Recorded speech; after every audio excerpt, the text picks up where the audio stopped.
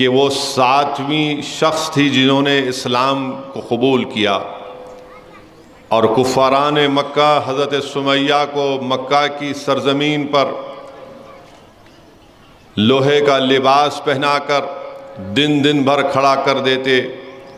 اور ان سے کہتے کہ تم دین اسلام کو چھوڑ دو، مگر حضرت سمیہ نے ان کے پیغام کو ٹھکرایا، اور ایک دن ابو جہل نے اپنی جہالت اور ظلم کا نتیجہ کیا، حضرت سمیہ پر ایک ضرب ماری اور وہ جام شہادت نوش فرمائی۔ اور وہی حضرت سمیہ کے بیٹے کون تھے؟ حضرت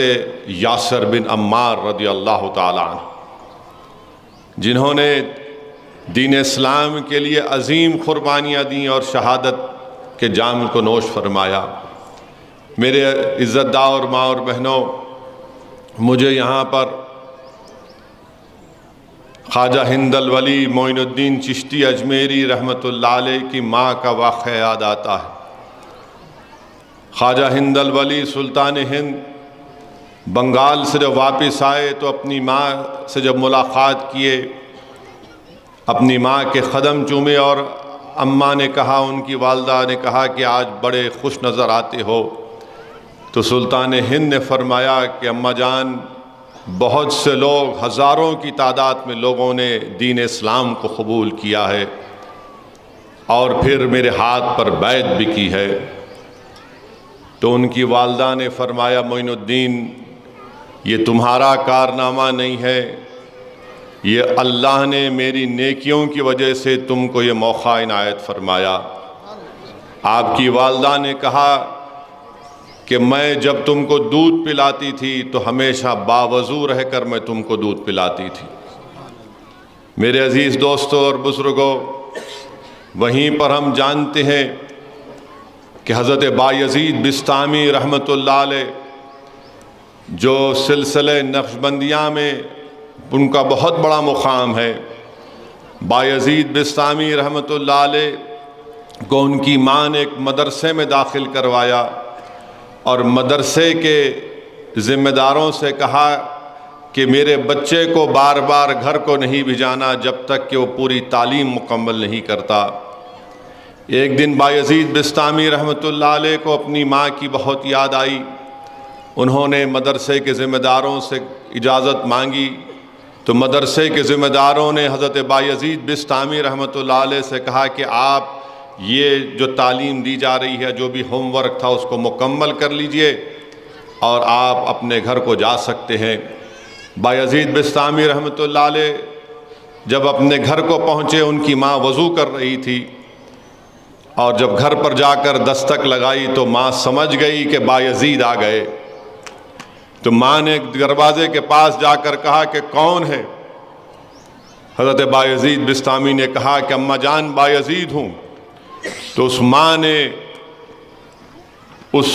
نیک بخت خاتون نے جواب دیا کہ میں نے تو اپنے بایزید کو اللہ کی راہ میں وقف کر دیا، اور وہ جب تک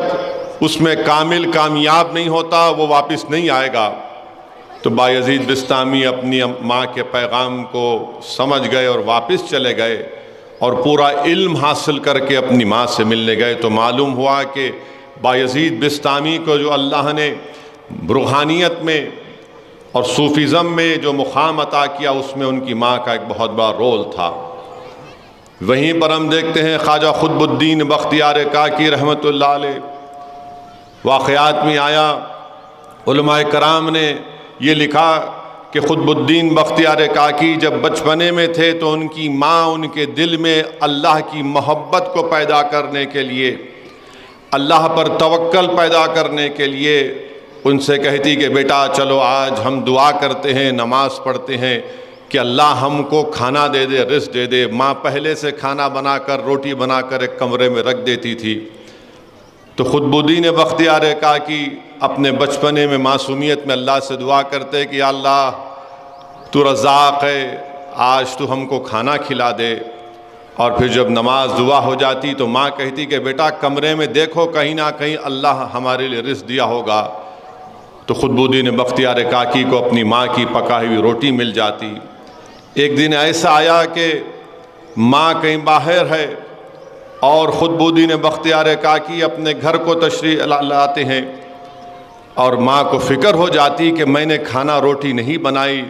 ماں کی آنکھوں میں آنسو آ جاتے اور وہ رو رو کر اللہ سے دعا کرتی، یا اللہ میں نے اپنی اولاد کو اس کے دل میں تیرا یقین پیدا کرنے کے لیے میں نے اس کی عادت ڈالی، پروردگار اس کے اس یقین کو چکنا چور مت کر دے. وہ ماں دوڑتے ہوئے آتی ہے تو کیا دیکھتی ہے کہ خطبُالدین بختیار کاکی رحمۃ اللہ علیہ آرام فرما رہے ہیں. ماں ان کو اٹھاتی ہے اور کہتی ہے کہ بیٹا چلو روٹی کھا لو. دعا کرتے ہیں تو بیٹے نے کہا کہ اماں جان آپ نہیں تھے، میں نے دعا کی، نماز پڑھی اللہ سے، اور میں نے کمرے میں دیکھا تو مجھے روٹی مل گئی.